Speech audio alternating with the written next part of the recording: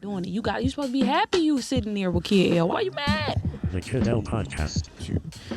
Clooner is in the building yet again. How are you doing today, bro? What up, sir? I've been doing swell.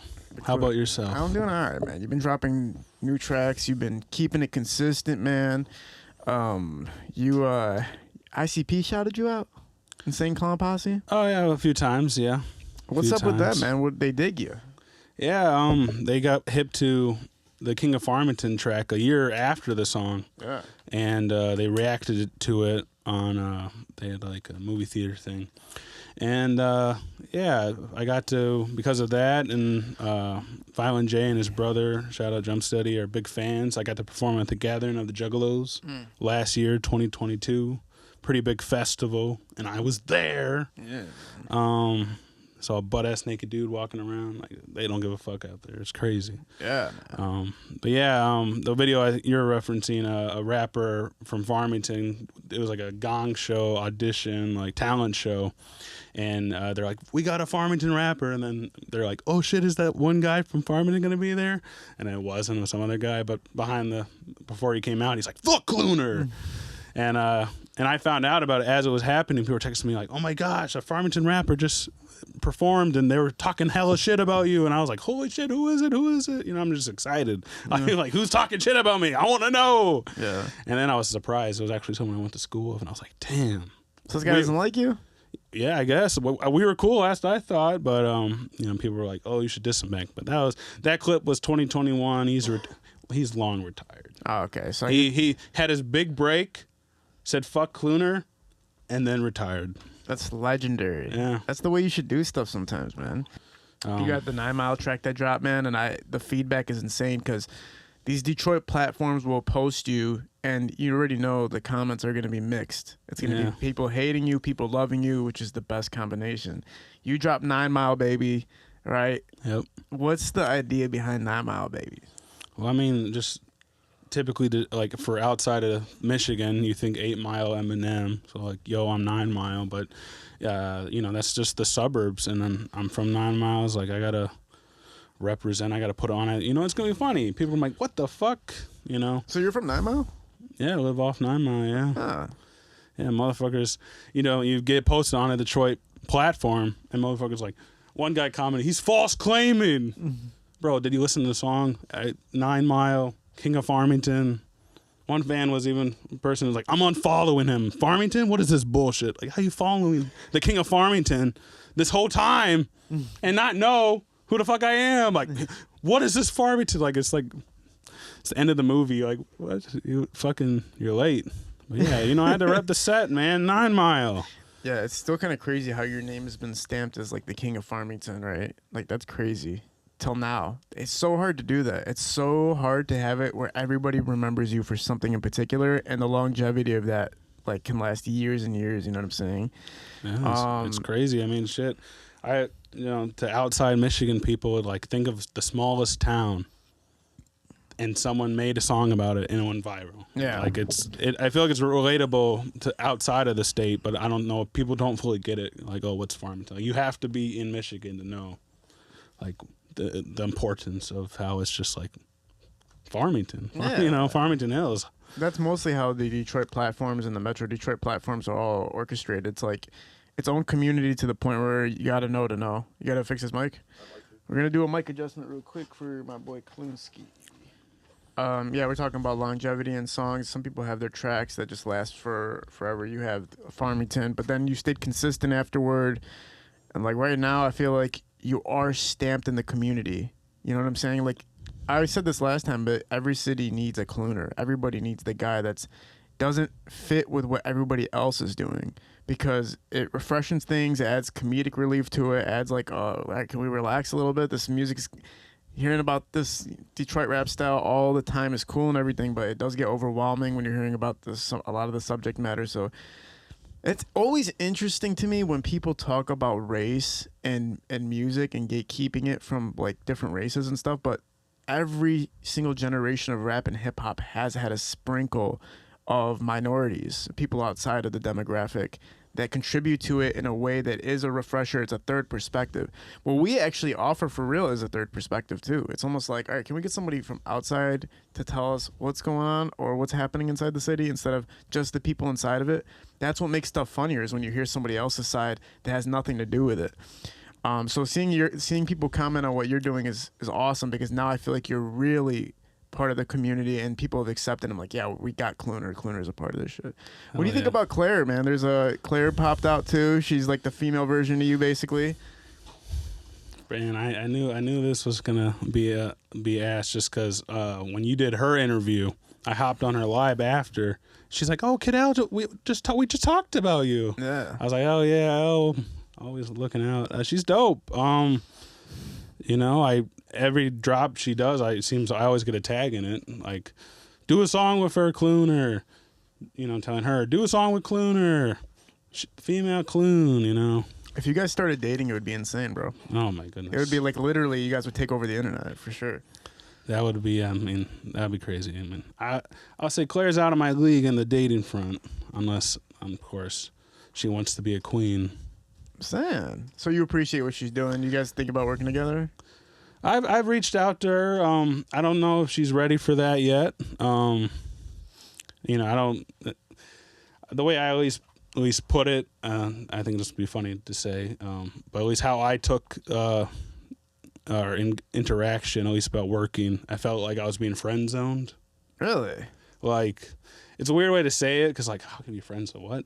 Because I hit her up because people were telling me to work, you and people in her camp were telling us to work, and I hit her up. I'm like, hey, I got something for you, blah blah blah, and this was at towards the beginning, so she's like, oh, I'm a little busy right now, but maybe we can hang out sometime. Huh? Which felt like it feels like a friend zone thing. Like, she's new to the game too, so there's a community aspect of it that like everybody's kind of got to understand. Like, I have a lot of community, like every community of entertainment and every community of any type of sector, whether you're in the business world or you're in a golfing world, whatever world you're in, there's a community standard of reciprocation and understanding. And I think when she kind of jumped the line fucking fast, I think. Like, the way she did it was kind of insane. Like, it took you a minute before Farmington came out, right? Like, yeah. Hers was like, she dropped like a video of her dancing outside. She's been rapping for a year, and TikTok, and then so there. But you're already stamped though, so it's like, I think stamped people should not be. I think stamped people in the city, if you're stamped as an artist in the city, then there should be a very good communication between the two people to work together. I think there should be, like, egos aside, hey, we're both working together. We're both working for the same goal. We're both supporting the community. Let's work together. I think that should be the way everybody looks at it when you're stamped in the city to some degree, you know what I mean? So she probably just doesn't understand that fully to this degree yet. I deal with it all the time. Sometimes people want to charge me, and I'm like, no offense, man, but, like, when we're all working towards the same goal and we're already established, you're not supposed to be charging each other. I'm sorry, you're just not supposed to be. Yeah. If you're like on a similar wavelength, like if you acknowledge like this person's a little ahead, like, okay, you might need to pay, but yeah, I was a little surprised, but I'm not too surprised in the fact that I deal with this with with white rappers, especially the rappers who are like either borderline jokey, memey, and if you're like, go work with, to everybody's outside looking in, like that's how I'm viewed. So like for her to be like, people were saying, go work with him. You look at me, like from the interview, like her knowledge of me was the Jumana song. Mm. And like, you see me with a blonde wig, you're like, you want me to work with him? Mm. And it's not just with her, but like I've had other people like that where even when we finally start working, they don't want to do too much work with me because they don't want to be boxed in with me.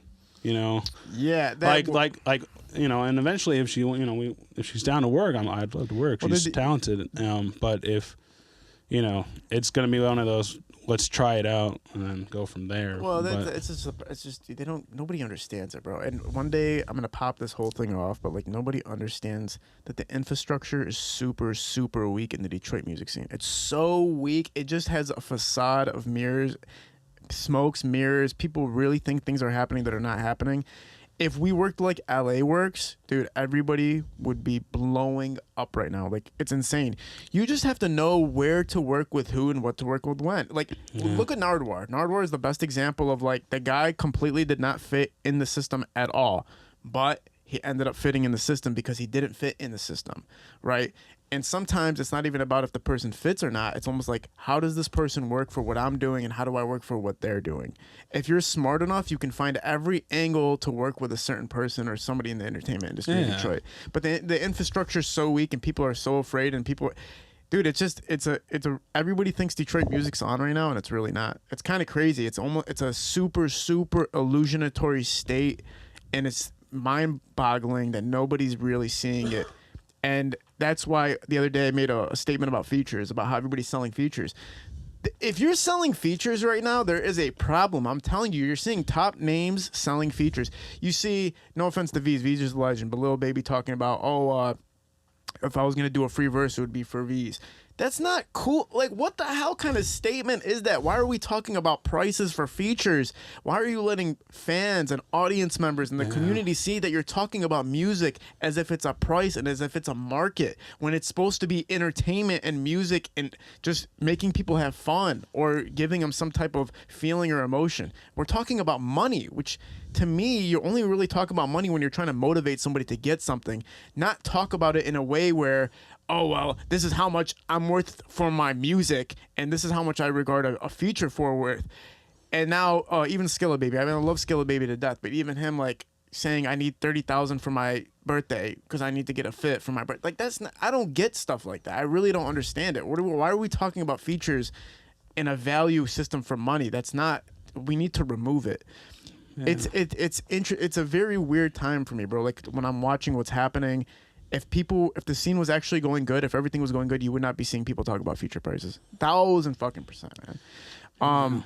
Anyway, it's for you, I'm looking at the consistency and I'm seeing the stamping, but I'm also seeing, like, you could, if you were in a different city, you would be way bigger. That's 1,000%. You would have been pushed at a way higher level. I think you're more of LA based type thing. So do you plan on kind of restructuring where you're promoting yourself, or like what demographic you're going to go after? I've necessarily been thinking about it, but like every now and then, like, because I've done Toronto promo posts before, you know, like I could do some of that. Yeah, it's tough to say, like, obviously, because a lot of rappers at certain points in their career will, like, I'm moving to LA. Let's see what's going on there. Like, I think I'm fine here. You know, it's just like you said. Like, I feel like it's frustrating where I'm at, because I feel like, you know, I've gotten respect by a lot of big names, but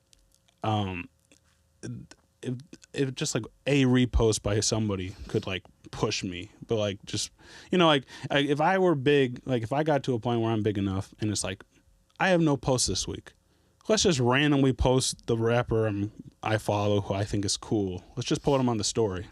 You know, like I don't even get those. Not to say I need to, but it's just frustrating knowing that, like, I feel like I'm so close, and like someone could just nudge me who has a platform.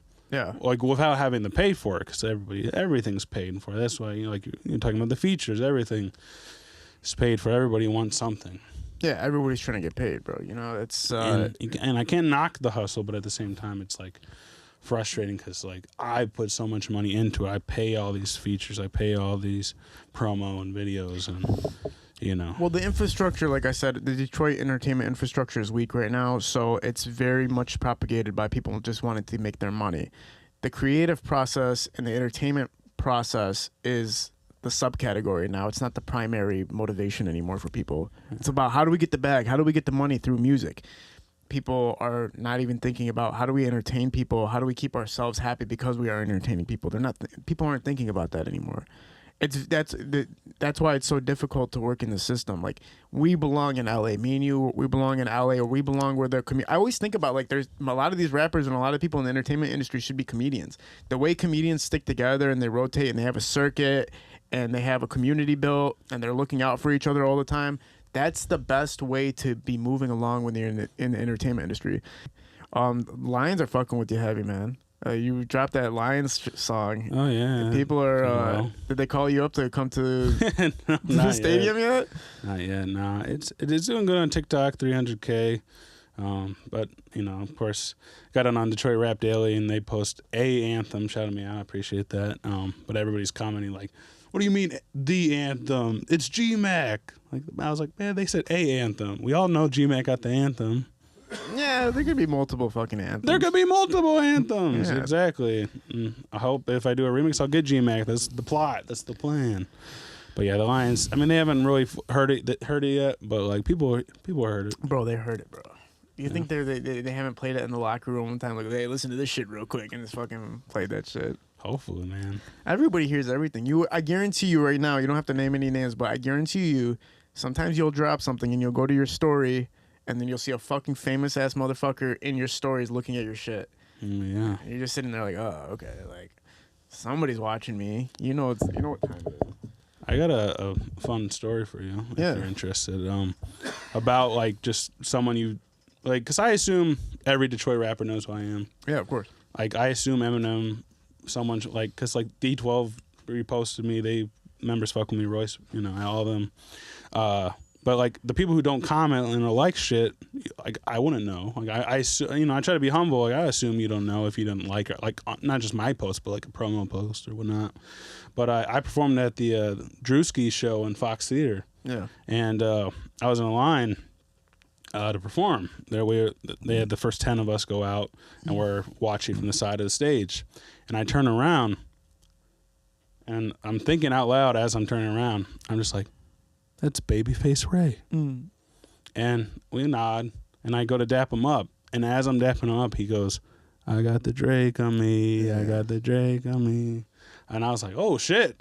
Like we're all involved. Like us three right here in the studio, we're all involved in the Drake. So yeah, I was like, hell yeah, he's seen it. He knows. They know. They know. They all know, bro. Detroit Rap Daily is the biggest platform in Michigan right now, and it's probably one of the biggest platforms for Detroit music in general across the country. People are going to tune in. They're going to go to Detroit Rap Daily. Every rapper follows that from Detroit. Every single one. Every time you get posted on their comments going crazy, everybody's watching, bro. They see it, man. Yeah, they're quietly watching, yeah. They quietly watch. Royce taps in all the time. I'll see Royce like one of our podcast interviews, comment. People message me, but there's like no interaction beyond that. You know what I'm saying? It's just very surface level. Like, I see what you're doing, but that's it. Like, it's no...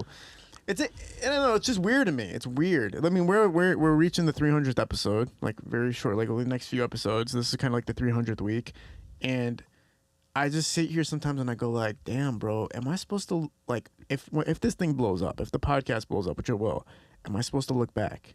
Am I supposed to be like, oh yeah, I know you guys were fucking with me, and then just be like, but pull up, or am I supposed to be like, y'all weren't fucking with me. Like, why would I want to start building a relationship with you when you've seen me for 300 episodes, when you've seen me do millions and millions and millions of views on Instagram, TikTok, other platforms posting me doing millions of views, all Detroit-based, all good for the community, no clickbait stuff, no culture vulture stuff, nothing that has to do with incriminating anybody. I'm doing all this, generating all these views, doing more views on Detroit rappers on YouTube than No Jumper is doing the same rappers.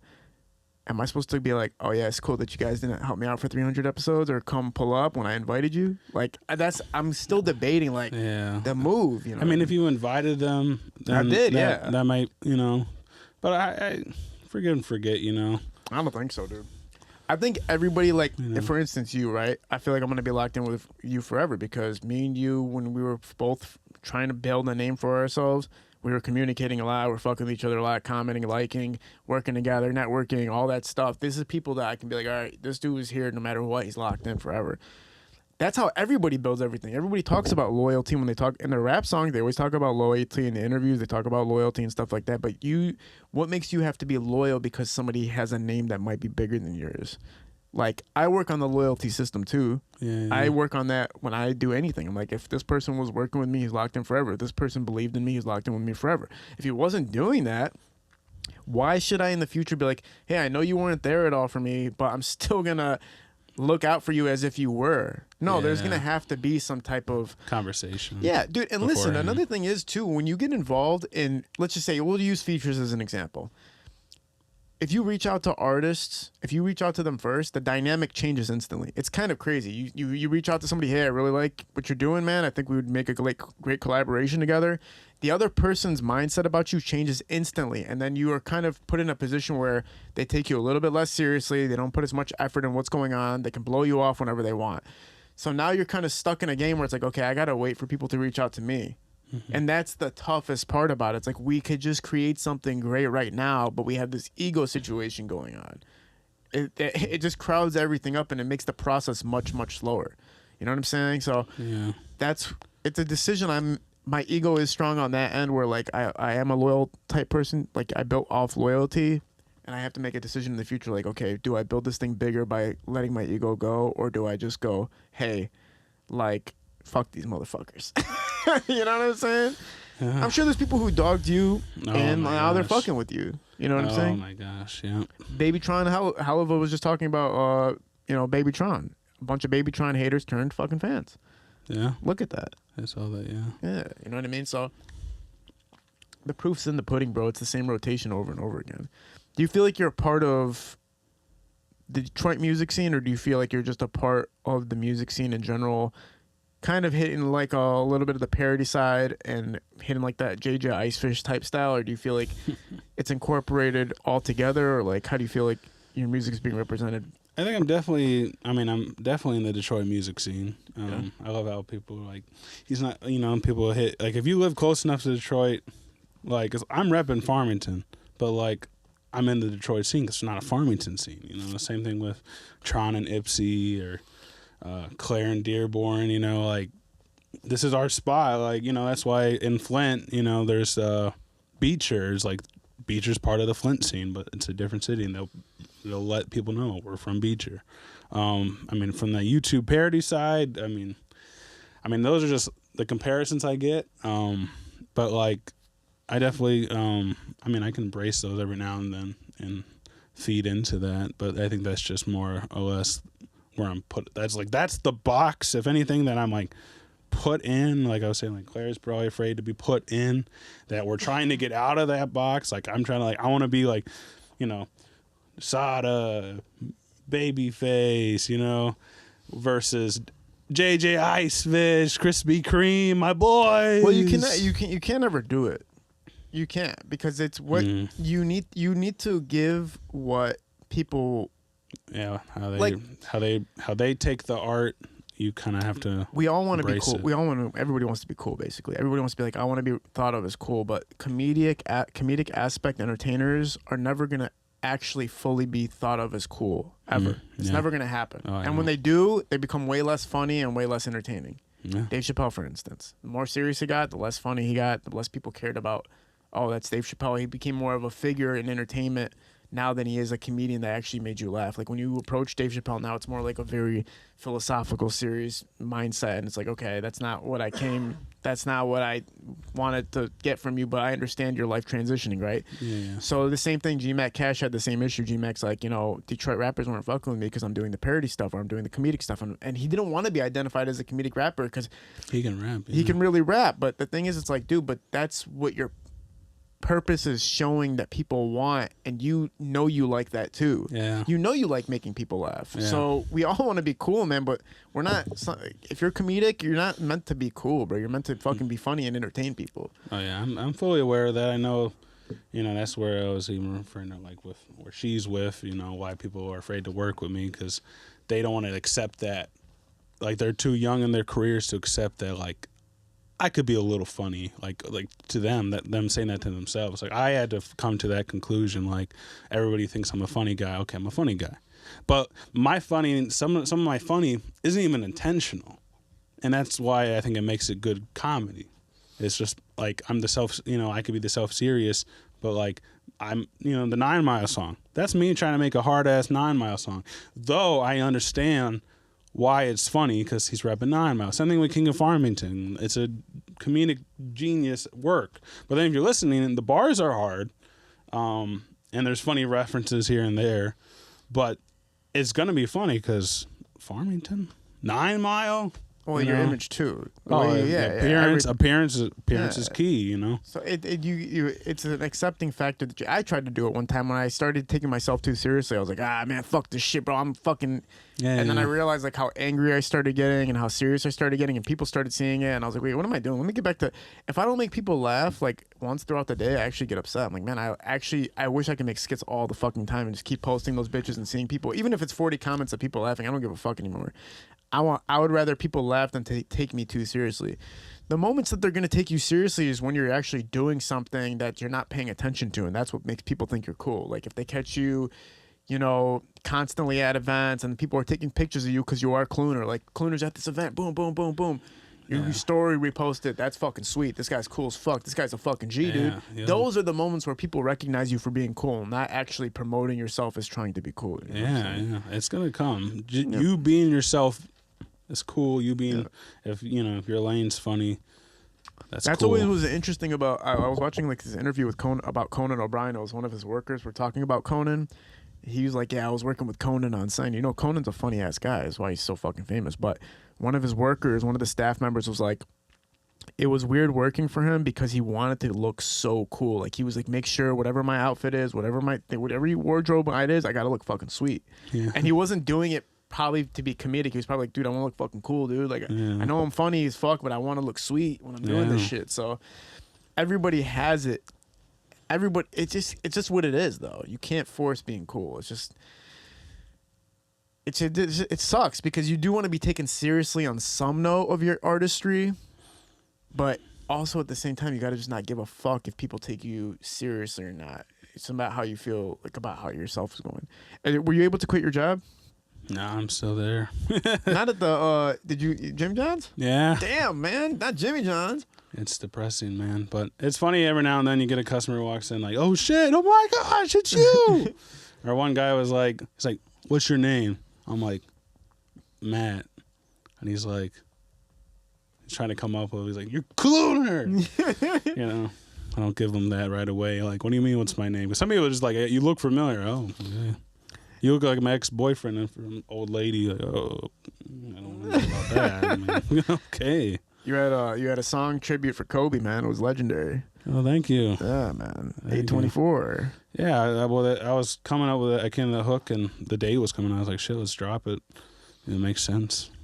Glad you liked it. I was hoping for NBA players that, was like every song. Or with every video you do, like everything you have, like, I hope I can get this audience. So that song was like, I'm trying to get this NBA baller, play this in the gym when you're working out, Yeah. Well, you got to look at how it is possible for that shit to happen. Even if you look at Courtney Bell. Courtney Bell just got placed on the soundtrack for Gran Turismo, the movie, which is crazy. It's like, how did that even happen? But he created music, and then a specific demographic or a specific production was like, this fits perfectly with what we're doing. And the same thing's going to happen with you. And then the same thing happens with G-Mac Cash all the time. The guy's nailed it. He's nailed the system. But you're going to find yours where you're going to do it again. Farmington was like, you're actually doing pretty fucking good, bro, if you think about it. You're actually hitting songs that are very, very replayable, and there's a niche to each one individually that's separate from each identity. We're talking about basketball here, talking about sports here, we're talking about the Lions team here, we're talking about Detroit City, 9 Mile. Yeah. So I try to hit all demographics. I like to think if you follow me, you never know what you're gonna get. I'm gonna drop a country song. I'm gonna drop a pop song for the ladies. Song funny, like completely like funny song. Last time we were here, you talked about the virgin status, man. Did anything change since the last time? I wanted to, that's why you hit me up. Like I wanted to eventually fucking lose the virginity, come back like, yo, L, I lost my virginity. I gotta come say some shit. Yeah. Nah, it hasn't happened. But I have had, I had one girl. I have a few girls hit me up, and it's more so me. Like I'm picky at this point. / I'm just lazy. But like I had one girl who was like talking about like, okay, here's the plan. I'm gonna get famous, and then we're gonna do a porno of me taking your virginity. Dude, that's so legendary. And I was like, oh damn. I don't know how long we're gonna have to wait till you get famous, but you know. But I knew it was more. So the girl basically hit you up and said, "Hey, I'm gonna get really famous, yeah. and then I'm gonna take away your virginity, and then we're gonna be 2 superstar famous people because of this idea." Yeah. She's brilliant. So it's brilliant, and then she does do porn. So at first I was just saying she's gonna start. I'm like, oh, good luck with that. Wow. But she's been doing it, so shout out. So okay, that sounds pretty good. I think that would work, man. Yeah. So. It just depends on who, but You think you would regret it after if you hooked up with a porn star? I don't know if I'd regret it. I mean, I feel like someone with experience might be the best. It's one of those things like like I like porn, right? We all like porn, but I like porn. You know what I'm saying? I got a problem, but at the same time, I'm prude. So you see Yeah. you'd be like, you'd be fapping, Well, and then fucking, you're like, oh, don't kiss me, I'm not ready. It's like a weird variety of fucking. Dude, I wish I could go back to my first kiss and fucking remove that one. That was fucking stupid. It was this white trash fucking girl. Literally fucking like trailer park fucking chick that I met on a fucking app where you have to pay to send messages. You have to pay to be on the app and then you have to pay to send messages. It was crazy, man. Fucking crazy app. Anyway. What? Fucking talking to her for weeks and weeks and weeks. Fucking meet up with her. She smelled like cigarettes. She was cute. She smelled like cigarettes. Yeah. Cowgirl kind of wardrobe. And then like, I was like, fuck it, dude. It's going to be my first kiss, bro. And I went in. It was the weakest kiss ever. And then she fucking like for 2 weeks straight just kept making me take her to the mall and buying shit for her. I was like, this sucks, dude. Oh my God. Like, what part of the game is this? She was like, can my mom and my sister start coming with us to places, start buying stuff for all 3 of them? I'm like, this fucking sucks. Yeah, at that point, if your mom's coming, she could pay for me as well. Dude, I fucking remember this one time I was fucking driving, man. And this is kind of a tough story to tell because it's a little bit, I'm going to have to like, this full disclosure on it, kind of, or like non-disclosure, but basically there was this girl one time that needed a ride, bro. It was crazy, dude. She needed a ride. Okay. And she was like just asking. Usually you just leave people alone if they're asking for a ride. Like, but she was hot, so I was like, fuck it, dude. Yeah, let's go, dude. Like, just hop in the car. Let's go. Where do you need to go? And she was telling me she escaped from like a fucking facility. She was like she was incarcerated basically, and she escaped, bro. And so. She was in my car like fucking paranoid and shit. She like fucking pulled her seat back when a cop car went past us. I was like, oh, I'm harboring a fucking fugitive right now. This is crazy. This is happening. So I'm driving her and stuff, and then she's like, take me to my house. I need to see my mom. I was like, all right. I took her to her house, and then I was like, this is kind of scary, dude. She's like, wait here, and I'll give you a blowjob when I get back if you stay here. I was like, all right, sweet. So she goes inside, she comes back, she actually ends up giving me a blowjob. Like, it's fucking sweet, dude. I was like, fucking fugitive, fucking, it's crazy, dude. And then she's like, hey, do you want to come inside? My mom said it's okay. And I was like, I don't want to meet your mom. Like, that's kind of weird. She's like, no, we can all fuck. I swear, I'm not even kidding. She's like, we can all fuck. And I was like, your mom? She's like, yeah, it's really my stepmom. She's like, we can all fuck. Like, if you want to come inside. And I was like, all right, dude. So she gets out of, I was like, go inside. I'll come inside. Let me just like kind of prepare myself. She's like, okay. She went inside. I don't know what happened inside of me, but I was like, I'm fucking out of here, dude. I just drove the fuck. I was like, I'm not about to fuck. This isn't fucking Pornhub.com where I'm about to fuck this girl and her fucking who's harbored fucking from the facility and her mom. It sounds like it was too much, bro. Too good to be true. But it was like, I mean, she gave me the blowjob, so it kind of made me like, okay, this is something here. Yeah. But then it just went in my mind that, like... Did you get a chance to see the mom? No, but I figured she was hot because... Yeah. I don't know, but it was just a weird moment in my life where I was just down for whatever. The thing is, though, the first person... That was probably, like, the 16th person 30th person that I hooked up with to some degree. So, like, it was easier then. But if in retrospect, all the crazy times of sleeping around weren't worth it. So I do respect what you're doing. I have a lot of respect for what you're doing because it's like, it's not worth it, bro. I would rather have dated 1 girl, 2 girls, 3 girls where it was all serious and it mattered versus the 40 girls that I hooked up with and none of it mattered in retrospect. But at the time it was fun. Now it's like, who gives a fuck? Like, it didn't mean anything, you know? Yeah, you're trying to be cool, do cool stuff, you know, like, yo, I just fucked another girl, yada yada. She just gave me, it's cool stories, which I guess is, I sometimes regret not having, I'm older, so I feel like my life's going by and I don't have the stories like you. But Yeah, at the same time, like you said, the people who have those stories, when they find they get a relationship, then they're. No, you regret you. It's fun for a little bit, but then it all fades out. Where it's always like I was doing it, like I was hooking up with 4 women a night at one point. Like it was like Tuesday through Thursday, I'd hook up with like one girl at a time, and then Saturday would come, and all of a sudden like 6 o'clock, 8 o'clock, 10, all different girls. And I was like, I remember one time I got home at 4 in the morning. I was drunk out of my mind. I was like, what am I fucking doing with my life, bro? I got stuff to do. I'm hooking up with all these married women. This is getting out of control, man. And then it was fun in my mind. I got into a relationship, and it was still fun memories. But now the memories have faded, where I was like, bro, that wasn't worth it. Like all the wasted time hooking up with random people, ruining relationships and marriages. That was funny. I'm not gonna lie. That part of it's still funny, but for what? Like fucking for what, dude? Just to hook up when you could have just found one girl that's amazing and just committed to her and fucking built a beautiful relationship. Yeah. Instead, you were just banging and hoes left and right. It's commendable what you're doing, my boy. Oh, thank you. What's been new since the last time you've been on, or anything for yourself that means a lot or has mattered to you? Well, yeah, I did the Druski show. That was kind of cool. What was the Druski experience like? Oh, it was crazy. So I emailed audition, but like anyone could have showed up. There's 50 of us audition. They told 20 of us to come back. It was like an hour break. GMAC was one of them. So shout out GMAC. We were both there. It was cool. Out of just the 20, even the 50, we were like celebrities in there. Like, oh shit, we got GMAC. We got the King of Farmington here. I was like, oh shit, thanks. Yeah, legendary. Thanks. Man. But yeah. Well, we waited and no water, no refreshments. Like, hey, you're not gonna give us food and drink. Where are your talents? 3 hours waiting, nothing. And anyway, I perform.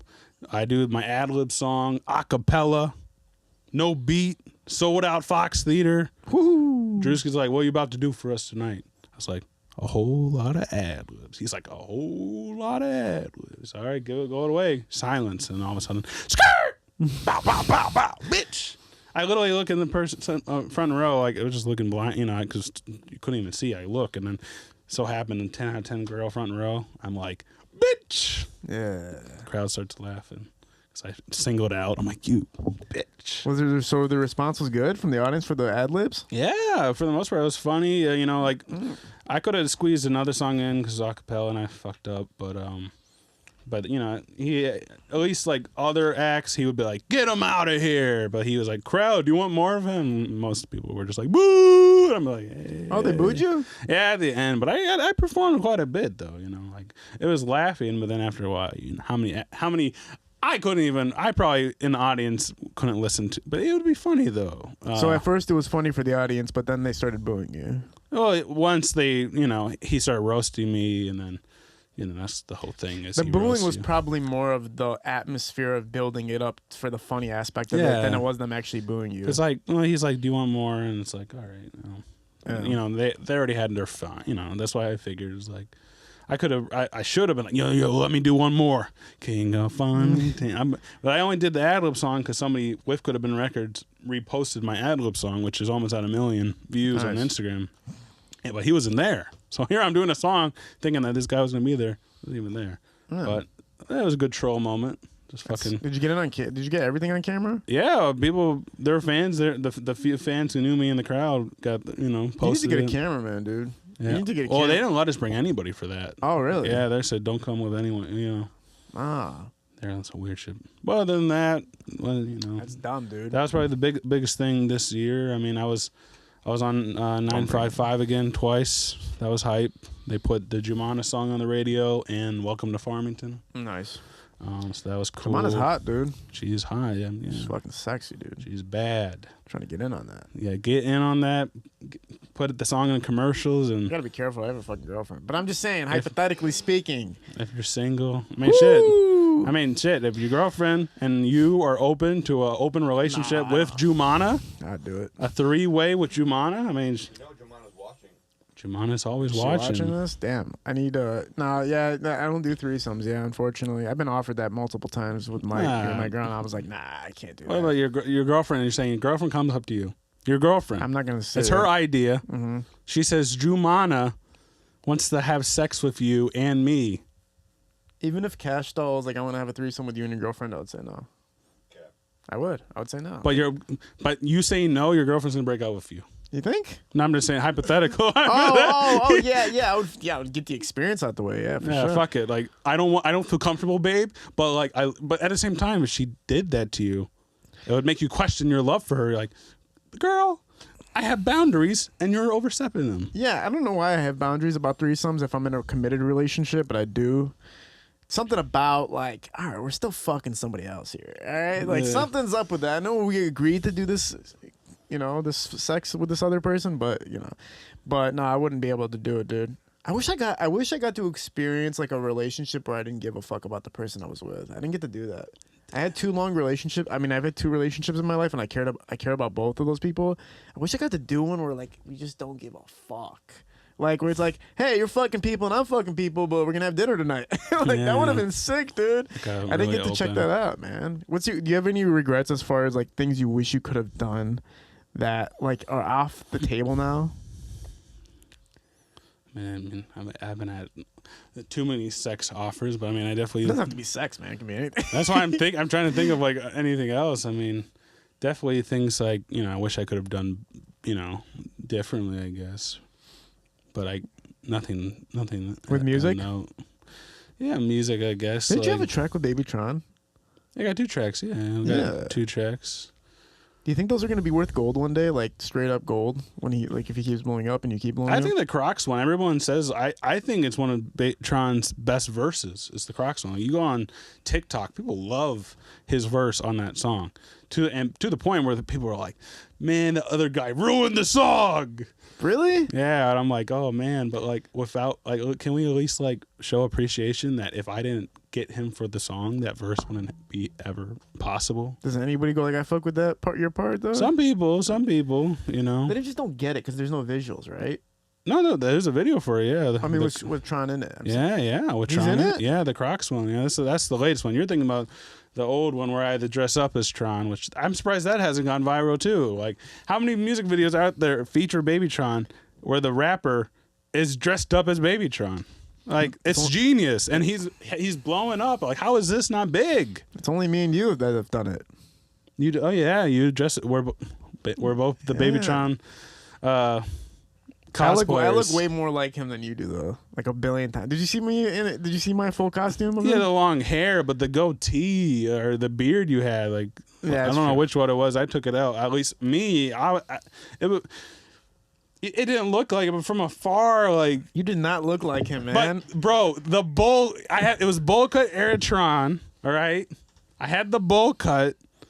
I had the I had the fit. I had the Nike fit. Like, obviously, you look at it, it's like, Tron put some weight on. It's fat Tron, but like, it's I tried posting on TikTok to make it do some shit, but it didn't work. But like, people were like saying like, that's Father Tron, or that's great old Tron. I did funny Tron story, by the way. I've convinced people on TikTok who are hating. They're like, how much for a feature? Or how much did he buy this? I bet it was $20,000. I just respond with, family discount. Jeez. Uncle, or I'm Unc. I've convinced people on the internet that I am BabyTron's uncle. Brilliant. To the point, you can go on the Crocs video on YouTube. Somebody was like he probably paid this much for it. Somebody responded, said, bro, do you know who this is? This is Unc. This is Unky. Because, Tron's all about free Unky. Brilliant. So I convinced people that there's at least 20, 30 kids out there who think I am BabyTron's uncle. I am, in fact, not BabyTron's uncle. Or am I? Don't ruin the mystery, bro. He is BabyTron's uncle. I am. Yeah, to anyone asking, I am BabyTron's uncle. Clooner-tron. Cloontron. I did, by the way, to the original Juggalo gathering story, at the gathering of the Juggalos, I opened up for BabyTron's dad. I heard, and I think Nardwar's interview confirmed it, that there's a connection between BabyTron and ICP. Yeah. His dad... I don't know if he was signed, but he does a lot of shows with ICP. Yeah. He's a dope dude. Mr. Sadistic, Motown Rage. It's like a Rage Against the Machine style rap band. That's cool. Yeah. He's a cool dude. I was surprised because I didn't even I knew about it, but I didn't know I didn't know like what the band was called. So I didn't know I was opening up for him, and we're talking, and he's like, "Oh, you going on next?" And I was like, "Yeah." I was like, "Oh, we're going on after." And he's like, "Yeah, you got a song with my son." Just a random guy saying, "I was like, who's your son?" He's like, "BabyTron." I was like, "Holy shit, what?" Is he a cool cat? Yeah, it was cool. I didn't talk to him too long, but yeah, he's a cool dude. Yeah, interesting. And, I didn't get to flex last time, but like, Lil Uzi Vert's commented on my posts. Kodak Black messaged me years ago. NLE Choppa. So like, big names are tapping in. I mean, people who want to work. I mean, I just got hit up by a wheelchair goat today. Wheelchair goat. I got hit up by Bruiser Wolf a while back. Like, these are the names I gotta get to at some point. Do you think you're gonna keep pushing music, or do you think you're ever gonna get more versatile with breaking into more elements of music? Like, you even going on the stage with Druski and people laughing. You can't be on stage and get a reaction if you don't have something worth value. Yeah. So it's kind of something you could possibly consider too. Yeah, I'm definitely like, I'll probably at some point get into comedy, like stand up maybe, because I feel like my music, I could just break down a song as a stand-up bit, like, so I got a song called I Don't Get Pussy, and let me tell you about how so when I first, I thought this would be a cool idea, like, you just like I've noticed that when I do live shows, it's like in between my songs, just the small little banter I do is just so awkward, but it's funny. Yeah, so people kind of laugh. And then by feeling awkward, I'm just like, yeah, so transitioning, this is the song of why the Detroit Lions are going to whoop ass tomorrow. What's that dude's name from Next Friday? Ice Cube's friend in the movie? Mike Epps. Mike Epps opened up a comedy store in Detroit, a comedy club in Detroit. Oh, nice. I think like the smartest move for every single person that wants to be in the entertainment industry should just go do at least 1 or 2 sets. Like, even if you're not a comedian, just go do one open mic and see if that's where your energy works best, because some people aren't meant to be rapping, and some people are actually super, super funny, and I'm like, you need to convert that into going on stage and just telling jokes, man. And then if you can do both of them, you're even more legendary. Like, right now you got the skill and ability to get people to listen to you on the internet, on their Apple Musics, and you also have the ability to perform on stage, so it's like a great combination. Like, we should all start a circuit and just start going to comedy clubs, man. I think we should, man. We have to think about it. We could sell out.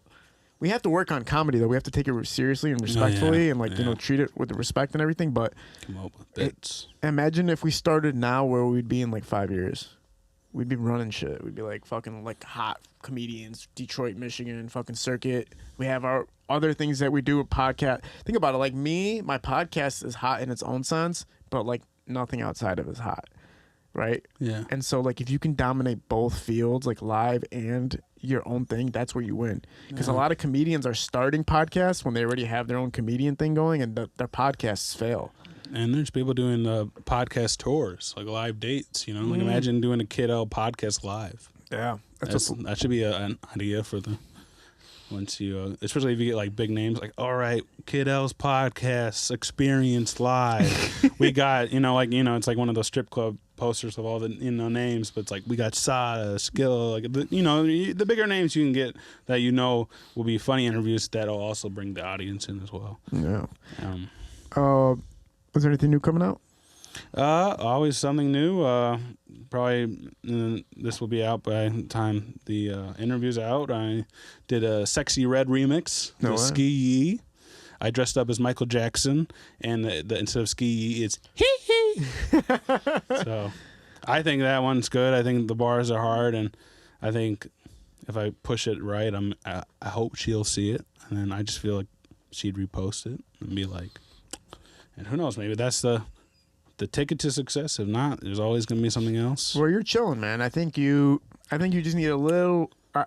I was thinking about this morning because people are so afraid to be consistent and drop a lot. But when you already have an established name, you can actually drop a lot as long as you're dropping good quality content. There was a comedian from Chicago named Reggie Baby. This dude was so funny. He would post like 4 or 5 skits a day, and I would watch every single one of them from beginning to end. But then there's some comedians that if they did that, it wouldn't work. So you have to see like your posting frequency and your uploading frequency. Like find like a sweet spot. Like, oh, people like 2 tracks a week. Oh, people like 2 tracks every 2 weeks. Like find your frequency and response and see how creative you can be and how fast you can get out productions. As long as you're not rushing the process and you're actually trying to give people good content, I would start pushing and staying more consistent. So with you, that's what I would focus on is like, dude, I got these ideas and I'm just going to keep fucking nailing them. Just boom, boom, boom, boom, boom. Because I think like I seen on your Instagram, you hadn't posted like, there's like 10 posts in a row that are from this year and then the rest are all from like 2022 and before that. Oh yeah, well, some of the I had other posts, but I just I delete them after a little while. Like okay, that had 600 likes. Like all right, like I only try to keep the ones that like okay, that's like it banged out. Yeah, banged out. Nice. Like because the people who saw it. It did its thing. But, You're right. You're right. And then when new people come to the page, they're like, this guy's on fucking fire. Yeah, and then you click on the YouTube link. Oh wait, I haven't seen these. So I always hear people when they discover if they ever discover me on YouTube and you see all the videos, you're like, okay, I guess we're going to binge them. Clooner, always a pleasure. I'll have you back on again soon, man. 300th episode is coming soon. Thanks for being here before 300 episodes. Means a lot that you supported this shit. It's going to be fun, bro. Everybody's going to take off pretty soon, and we're going to be all part of a good community that's helping each other build and create content for the people. We're at Parallel Sound Studio, Hello Visuals, Shootings Productions. We're out. Peace.